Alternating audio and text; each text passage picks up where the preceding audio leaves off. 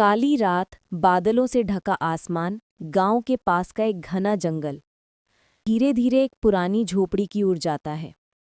ये कहानी है उस जंगल की जिसे गांव वाले काल जंगल कहते हैं।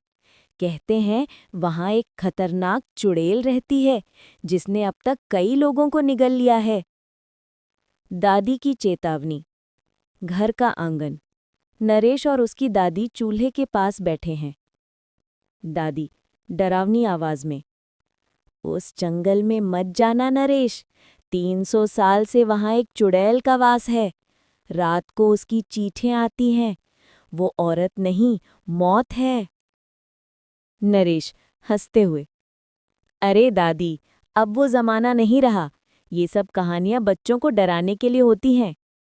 दादी, बेटा, कहानियां नहीं, हकीकत है। तेरे ताऊ भी गए थे उस जंगल में, फिर कभी लौटे नहीं। दोस्तों की चुनौती।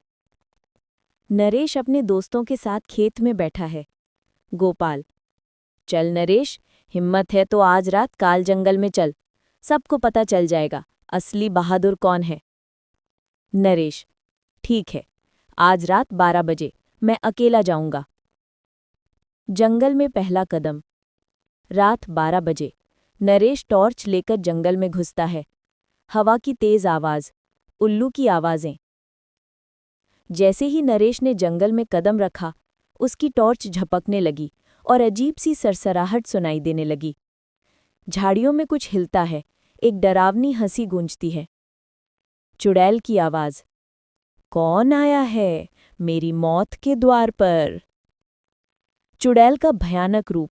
नरेश एक पेड़ के पीछे छुप जाता है। तभी सामने से एक औरत आती है। लंबे खुले बाल, उल्टे पांव, लाल आंखें, जीभ बाहर लटक रही है।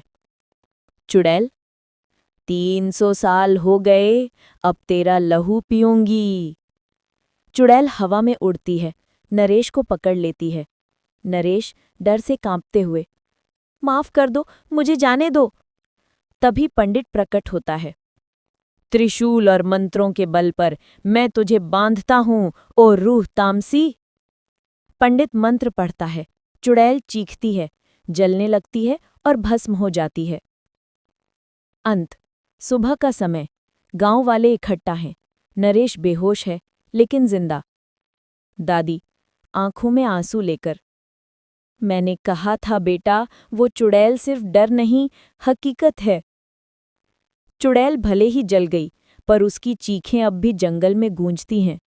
अगली बार जब वहां से गुजरो तो मुड़कर मत देखना, शायद वो तुम्हें देख रही हो।